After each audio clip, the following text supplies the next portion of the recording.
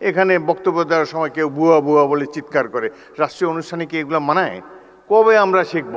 মাননীয় মন্ত্রী জোর হাতে স্বীকার করেছেন, ক্ষমা চেয়েছেন, বারংবার ক্ষমা চেয়েছেন, তারপর তো শান্ত হওয়া উচিত। আমরা তো আর আওয়ামী লীগ হতে পারবো না, হতেও চাই না। প্রকৃতপক্ষে বক্তৃতা দেওয়ার মানসিকতা হারিয়ে ফেলেছি। আজ এই অনুষ্ঠানটি একটি জাতীয় অনুষ্ঠান, সলেম অকেশন। জুলাই যোদ্ধাদেরকে শ্রদ্ধার সাথে স্মরণ করার জন্যেই রাষ্ট্র এই অনুষ্ঠানের আয়োজন করেছে। কিন্তু যে দৃশ্য এখানে দেখলাম সেটিতেই অত্যন্ত দুঃখিত এবং লজ্জিত হয়েছি, ব্যথিত হয়েছি। সকালটা ভালোই কেটেছিল, টেলিভিশনে দেখেছি জুলাই জাদুঘর উদ্বোধনী অনুষ্ঠানটি। সেখানে মাননীয় প্রধানমন্ত্রী এবং অন্যান্য দেশের বিশিষ্ট ব্যক্তিবর্গ ছিলেন। জুলাই যোদ্ধাদের একটি মিলন মেলা দেখতে পেয়েছিলাম সকালে। জাতীয় ঐক্য সহজেই প্রতিভাত হয়েছিল। কিন্তু বিকেলের এই অনুষ্ঠানটিতে যা দেখলাম এটি অভিপ্রেত ছিল না, একেবারেই অনভিপ্রেত। জাতীয় অনুষ্ঠানে আমরা তো জাতীয় ঐক্যের কোনো বহিঃপ্রকাশ দেখাতে পারলাম না। ভুল তো মানুষ করেই, নিশ্চয়ই এখানে ডকুমেন্টারিতে অনেক ভুল আছে। প্রথম ভুল আমি দেখেছি সেখানে তো আবু সাঈদের ছবিই নাই।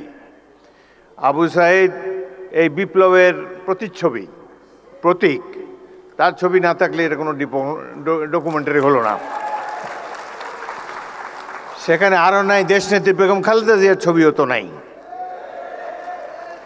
সুতরাং কিছু ভুল হয়েছে এবং এই ভুল মাননীয় মন্ত্রী জোর হাতে স্বীকার করেছেন, ক্ষমা চেয়েছেন, বারংবার ক্ষমা চেয়েছেন, তারপর তো শান্ত হওয়া উচিত। এই ধরনের একটা জাতীয় অনুষ্ঠানে এটাকে পুষে সংসদের মতো একটা ওয়াকআউট, এটি বাঞ্ছনীয় নয়। আমি লক্ষ্য করেছি মাননীয় সংসদ সদস্য আক্তার তিনি তার অনুসারীদেরকে প্রশমিত করার চেষ্টা করেছেন, কিন্তু বাংলাদেশের নেতাকে তো মানে না সহজে অনুসারীরা। প্রতি মুহূর্তেই তারা যে নেতার চেয়ে বড় এটা প্রমাণ দেওয়ার জন্য মুখিয়ে থাকে। সেই কারণেই এই ধরনের একটা অনুষ্ঠানের এই পরিণতি হলো। এখানে যারা বিদেশি বসা ছিল, আমি মনে মনে চিন্তা করছিলাম যে ইংরেজিতেই ভাষণ দেব, বিদেশিরা দেখুক 16 বছর আমরা কিভাবে কাটিয়েছি, কিন্তু তারা তো চলেই গিয়েছে। যাই হোক, জাতীয় অনুষ্ঠানে এই ধরনের বিশৃঙ্খলতা মোটেই কাম্য ছিল না। ভাই, আমরা তো জনগণের ভোট নিয়ে এখানে এসেছি, জনগণের নির্বাচিত প্রতিনিধি আমরা, হাওয়ার থেকে উড়ে এসে বসি নাই এখানে। সুতরাং এই সরকার নির্বাচিত একটি সরকার, এটুকু শ্রদ্ধা সম্মান প্রাপ্য।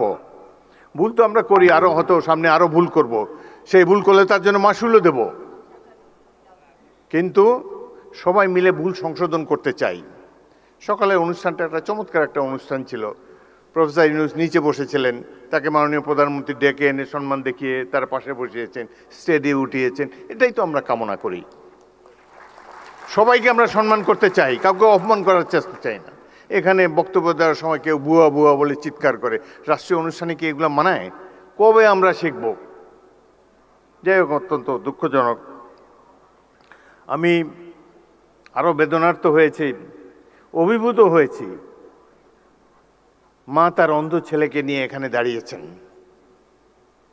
তার ছেলেটি চোখ হারিয়েছে গণতন্ত্র পুনরুদ্ধারের জন্যে, আইনের শাসন কায়েম করার জন্যে। আজকে তারা আমাদের সামনে এসে দাঁড়িয়ে যদি মর্যাদাই না পান, তাদেরকে যদি আবারও ছোটোখাটো চাওয়া পাওয়ার জন্য মন্ত্রীদের দ্বারে ঘুরতে হয়, সেটি জাতির জন্য লজ্জা। আমি আপনাদেরকে আশ্বস্ত করতে চাই, এখানে দুজন মন্ত্রী, নিচে জুনায়েদ সাকি মাননীয় মন্ত্রী চমৎকার বক্তব্য দিয়েছে। এই সরকার তো আপনাদের নির্বাচিত সরকার, আমরা ভুল করলে আমাদেরকে শুধরিয়ে দিবেন।